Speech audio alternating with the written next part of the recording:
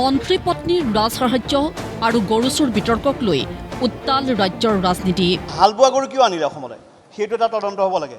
গৰুৰ মৃত্যু তদন্ত হ'ব লাগে আৰু 90জনী গীৰ গাই এই যে ৰঙিয়াৰ পৰা ৰাজনৈতিক নেতাৰ মাজত ভাগ কৰি দিয়া হ'ল এইটো অধিকাৰ কোনে দিলে ইয়াৰ এটা তদন্ত হ'ব লাগে। কাৰোবাক লাগে CBI তদন্ত, আন কাৰোবাক আকৌ প্ৰধানমন্ত্ৰীৰ। কেছ ৰেফাৰ কৰক CBI-লৈ, CBI তদন্ত কৰক, ইম্পাৰ্চিয়েল তদন্ত হ'ব লাগিব। প্ৰধানমন্ত্ৰীয়ে ইয়াৰ তদন্ত কৰিব পাৰিব। গতিকে প্ৰধানমন্ত্ৰীলৈ আহ্বান জনাইছোঁ, অসমৰ মুখ্যমন্ত্ৰীক তদন্ত আওতালৈ আনিব লাগে। কংগ্ৰেছ, AJP, CPIMকে ধৰি প্ৰতিটো বিৰোধী দলৰে তদন্ত দাবী গীৰ গাই ক্ৰয় কেলেংকাৰীৰ। হয় অৱসৰপ্ৰাপ্ত ন্যায়াধীশ, নহ'লে যদি পৰা যায় বেছি ভাল এজন বৰ্তমানৰ ন্যায়াধীশৰ দ্বাৰা তদন্ত কৰাৰ আমি দাবী জনাইছোঁ। পিছে বিৰোধীৰ এনে দাবীৰ প্ৰতি ভ্ৰূক্ষেপেই নাই মুখ্যমন্ত্ৰীৰ। গীৰ গাই কেলেংকাৰীৰ তদন্ত ঘোষণাৰ সলনি মুখ্যমন্ত্ৰী ডক্টৰ হিমন্ত বিশ্ব শৰ্মাৰ মুখত ওলাল গৰুৰ সলনি ছাগলীৰ কুৰবানীৰ প্ৰসংগ। মাতিব ক'ত লাগে? জীয়াই থকা গৰুত মাতিব লাগে নে যোনে গৰু মাৰি আছে সেইটোত মাতিব লাগে? কংগ্ৰেছ দলক মই চেলেঞ্জ কৰিব পাৰোঁ যে কুৰবানীৰ ওপৰত তেওঁলোকৰ মাত মাতাৰ সাহসে নাই। এতিয়া বিজেপিৰ সাহস আছে যে ৰাইজক অনুৰোধ কৰিব যে ৰাইজ অহাবাৰ গৰুৰ কুৰবানী নকৰিব, ছাগলীৰ কুৰবানী কৰক। কংগ্ৰেছে পাৰিব নেকি?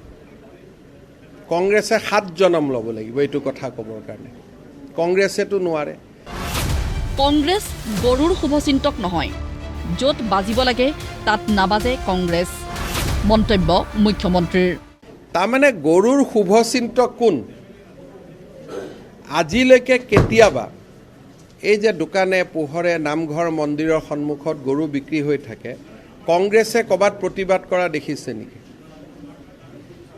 বা ধুবুৰীত যে ইমান ডাঙৰ ঘটনা হ'ল, আজিও হাজোত এটা নামঘৰৰ সন্মুখত গৰুৰ মাংস পোৱা গৈছে, কংগ্ৰেছে এটাও গৰিহণা দিব নেকি? কংগ্ৰেছে জীয়াই থকা গৰুৰ কথা ক'ব নালাগে নহয়, মৰা গৰুৰ কথাহে ক'ব লাগে কোনে মাৰিলে।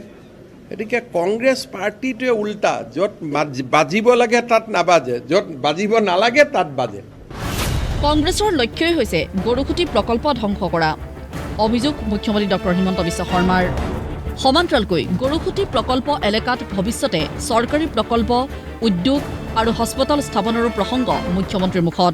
কংগ্ৰেছৰ লক্ষ্য হ'ল যে গৰুখুটি প্ৰকল্পটো যাতে বন্ধ হয় আৰু যিখিনি মানুহক আমি উচ্ছেদ কৰিছোঁ তেওঁলোকে যাতে গৰুখুটি প্ৰকল্পটো বন্ধ হোৱা বুলি কৈ পুনৰ দখল কৰিব পাৰে। এইটো মোৰ লক্ষ্য নহয় যে গৰু খেতিৰ শাক চব্জি বিকি কোনোবাই প্ৰফিট কৰিব লাগে। প্ৰফিট কৰিবৰ কাৰণে আকৌ খাৰুপেটীয়াৰ দৰে তাত ভেজাল ফাৰ্টিলাইজাৰ মাৰিব লাগিব, তেতিয়াহে গৈ চব্জিৰ প্ৰফিট হ'ব। এতিয়া নাৰেংগী কৰোৱাৰ দলং হৈ যোৱাৰ পিছত গৰুখুটিৰ মাটিৰ ভেলু কিমান বাঢ়ি যাব। এতিয়া গৰুখুটিৰ ভিতৰত অকল এগ্ৰিকালচাৰে নহয়, দুদিন পিছত গৰুখুটিত চৰকাৰী প্ৰকল্পও কৰিব পৰা হ'ব। বোলে উদ্যোগ এটা আনিব লাগে, উদ্যোগো আনিব পাৰিব, মাটি আছে। ক'ৰবাত বোলে এখন হস্পিটেল কৰিব লাগে, তাকো কৰিব পাৰিব, কাৰণ গুৱাহাটী ওচৰ হ'ব, মঙলদৈ ওচৰ হ'ব। পিছে মুখ্যমন্ত্ৰী ডক্টৰ হিমন্ত বিশ্ব শৰ্মাই এনে কথাৰে গৰু চোৰ বিতৰ্কৰ উৰ পেলাবলৈ চেষ্টা কৰিলেও তদন্তৰ দাবীত এতিয়াও অটল বিৰোধী। প্ৰধানমন্ত্ৰী মোদী ডাঙৰীয়া কৈছিল না খাওঁগা না খানে দুংগা, কিন্তু গৰুখুটিত কেনেদৰে ৰাইজৰ টকা পইচা বিভিন্ন মন্ত্ৰী বিধায়কে কেনেদৰে খাইছে, লুণ্ঠন হৈছে, কেলেংকাৰী হৈছে, এইখিনি কথা সকলোৱে এতিয়া অৱগত হৈছে। আৰু মই ভাবোঁ যে প্ৰধানমন্ত্ৰী মোদী ডাঙৰীয়াই নিজে বিচাৰ কৰিব যে তেওঁ কথা কৈছে এটা আৰু অসমৰ মুখ্যমন্ত্ৰী হিমন্ত বিশ্ব শৰ্মা ডাঙৰীয়া কৰি আছে বিপৰীত। ব্যুৰো ৰিপৰ্ট, দ্য দিন টাইম।